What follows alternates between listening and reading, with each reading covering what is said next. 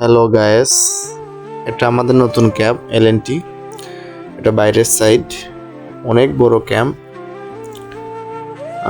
এটা বারান্দা, আমাদের বারান্দা, বেলকনি, আপনার সব জায়গায় এসি লাগানো আছে।